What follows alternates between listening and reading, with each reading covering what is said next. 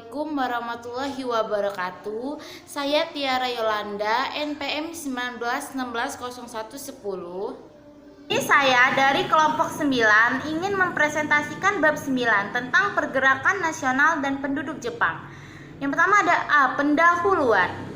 Sejak gugurnya Raden Intan II pada 5 Oktober 1856, berakhir pula perlawanan rakyat Lampung. Perlawanan yang timbul kemudian dapat dikatakan tidak berarti sama sekali, sehingga Lampung cukup aman. Sejak tahun 1857, pemerintahan di Lampung dikepalai oleh seorang residen yang dibantu oleh sekretaris dan 7 orang. Kesemuanya itu terdiri dari orang Belanda. Mereka menerapkan sistem sentralisasi seperti di Jawa, tetapi mendapatkan hambatan karena tidak cocok dengan sistem yang ada, yaitu sistem kebudayaan atau marga yang berdasarkan desentralisasi atau otonomi. Pada saat sistem sentralisasi yang dijalankan oleh pemerintah Belanda, pernah terjadi kegoncangan dalam masyarakat, yaitu ketika sistem kebudayaan tidak dihormati. Dan yang selanjutnya B. Tata kehidupan masyarakat dan pemerintahan. Sistem pemerintahan yang berdasarkan desentralisasi yang diterapkan oleh marga-marga di Lampung tidak sesuai dengan kehendak pemerintahan Belanda. Tetapi pemerintahan Belanda tidak dapat berbuat banyak karena adat istiadat Lampung masih dipegang teguh oleh penduduk Lampung. Pada tahun 1928, marga menuntut adat Lampung beserta hak ulayatnya diakui, tetapi dalam pelaksanaannya sudah sangat dibatasi, di mana hak ulayat itu hanya tinggal berupa wewenang saja untuk mengurus tanah oleh marga atas nama pemerintahan Belanda. C. Pergerakan kebangsaan di daerah. Politik etis secara resmi ditetapkan pada bulan September pada tahun 1901 ketika Ratu Belanda menyampaikan pidato tahunan. Awal mula dilaksanakan dengan penuh tanggung jawab bahwa Belanda memperhatikan pribumi dan membantu Indonesia saat mengalami kesulitan. Kebijakan politik etis pemerintahan kolonial Belanda dalam mendirikan sekolah-sekolah bagi anak-anak pribumi merupakan langkah awal dalam perjuangan pemuda di Indonesia. Meskipun sebagian besar yang diperbolehkan sekolah adalah anak-anak dari para bangsawan pribumi. Kemudian para anak bangsawan itu muncul sebagai kaum intelek yang memikirkan nasib bangsanya yang tertindas. Perkembangan PKI di daerah Lampung mengalami nasib yang sama dengan PKI yang berpusat di Semarang di bawah pimpinan Semaun. Bahkan dalam perkembangan selanjutnya ketika terjadi pemberontakan PKI di Jawa Sumatera pada tahun 1926 sampai 1927, pada dasarnya, semua kegiatan partai politik sangat ditentukan oleh keadaan di Pulau Jawa.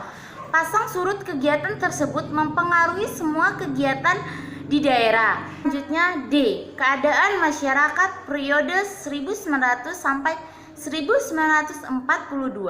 Penduduk Lampung tergolong makmur dalam keadaan alam yang karunia-Nya dari penciptanya. Tetapi keadaan ini tentu tidak melingkupi semua lapisan masyarakat. Dari hubungan antar masyarakat pada masa itu tentu ada ketimpangan. Daerah Lampung sejak abad ke-16 sudah didatangi oleh pendatang dari luar, dan kelompok orang Lampung lebih banyak berusaha dalam bidang perkebunan, kopi, lada, dan berladang secara berpindah-pindah. Keadaan ini masih memungkinkan karena pada masa itu tanah masih luas. Kelompok orang Kebang yang datang dari sebelah utara juga berladang yang sifatnya berpindah-pindah. Tetapi lama-kelamaan mereka juga mengusahakan sawah dan menetap di suatu wilayah tertentu.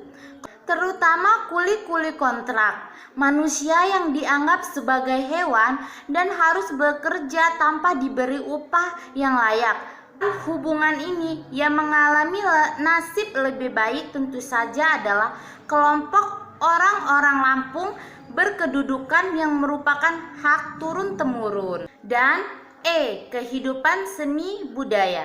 Kehidupan Lampung asli secara keseluruhan masih tetap utuh walaupun di sana-sini sudah banyak yang aus dalam bidang keterampilan khusus, misalnya dalam menenun kain. Di sini dikenal dengan istilah mantok. Suku Lampung mengenal kain tapis yang dibuat sendiri. Pengaruh kebudayaan asing hanya mengakibatkan hilangnya beberapa keterampilan khusus yang pernah dikenal di daerah Lampung. Dalam bidang kesenian, seni tari, seni pahat, dan seni ukir, dan dalam bidang pendidikan sampai permulaan abad ke-20, sistem pendidikan modern belum dikenal di Lampung. Sekolah belum ada. Pendidikan yang bersifat Islam diteruskan melalui pendidikan tradisional. Mereka mengaji dan belajar agama Islam pada guru-guru agama. Pada awal abad ke-20 sudah mulai didirikan sekolah-sekolah. Mula-mula didirikan sekolah dasar 7 tahun dalam bahasa Belanda di Teluk Betung dan Menggala sekitar tahun 1900. Kemudian sekolah-sekolah angka 2, sekolah dasar 5 tahun tanpa bahasa Belanda. Dan dalam bidang arsitektur, bentuk rumah mempunyai corak tersendiri. Di samping itu, bangunan rumah adat seperti sesat merupakan bangunan yang dipergunakan khusus untuk upacara adat. Dan yang sistem religi dan falsafah hidup. Dengan adanya transmigran yang mendiami daerah kolonisasi Gedong Tataan sejak tahun 1905, mulai berkembang agama Katolik di daerah Lampung. Agama Kristen Protestan muncul pula pada permulaan abad ini. Penganutnya sebagian besar dari suku Batak atau Tapanuli dan keturunan Cina. Sedangkan penduduk asli dan penduduk pendatang lainnya dari Sumatera seperti suku Minang, Palembang, Bengkulu, Melayu dan lainnya merupakan penganut agama Islam yang taat. Dalam filsafat hidup terungkap bahwa masyarakat Lampung masih berpegang teguh pada filsafat yang disebut Piil Pesenggiri, yang meliputi unsur-unsur. Yang pertama ada Piil Pesenggiri, keharusan hidup bermoral tinggi, berjiwa besar, tahu diri dan kewajiban. Dan yang kedua ada Bejuluk Beadek, keharusan berjuang meningkatkan kesempurnaan hidup, bertata tertib dan tata makmur yaitu sebaik-baiknya. Yang ketiga ada Nemu Nyima, keharusan berlaku hormat dan sopan terhadap semua anggota masyarakat, tolong menolong dan menghormati kepada tamu. Dan yang keempat ada Nengah Nyepur, keharusan untuk bergaul di tengah-tengah masyarakat dengan mengemukakan pikiran pendapat dalam bentuk musyawarah atau mufakat. Dan yang kelima ada Sakai Sembayan, keharusan berjiwa sosial, gotong royong, berbuat baik sesama manusia dengan tidak mengharapkan jasa atau imbalan. Dari falsafah hidup inilah berkembang menjadi suatu kehidupan intelektual yang khas. Dan selanjutnya kolonisasi dan dampak diaspora Jawa di Lampung. Pemindahan penduduk besar-besaran yang dilakukan di era kolonialisme Belanda memberikan pengaruh terhadap keberadaan komunitas diaspora Jawa di luar Pulau Jawa. Lebih spesifik adalah Lampung. Politik etis yang mula diterapkan pada tahun 1900 bertujuan mensejahterakan masyarakat petani yang telah dieksploitasi selama dilaksanakan kultur stelse, sistem tanam paksa, sebagai rasa tanggung jawab sebagai upaya untuk meningkatkan kesejahteraan masyarakat pribumi yang mencakup program emigrasi, irigasi, dan edukasi. Pada kenyataannya, program kolonisasi dilaksanakan untuk kepentingan pemerintahan Belanda. Adanya kebutuhan pemerintahan kolonial Belanda, Kolonisasi atau yang saat ini lebih dikenal dengan istilah transmigrasi membawa pengaruh terhadap munculnya desa-desa baru di daerah transmigrasi. Lampung, desa-desa atau kecamatan baru yang dibuka oleh para diaspora Jawa. Diaspora Jawa merupakan penduduk yang menyebar ke sekitaran atau merupakan para imigran yang tinggal di daerah perantauan. Baik, itu saja yang dapat saya presentasikan. Lebih dan kurangnya saya mohon maaf. Saya ucapkan terima kasih dan saya akhiri. Wabillahi taufiq wal hidayah. Wassalamualaikum warahmatullahi wabarakatuh.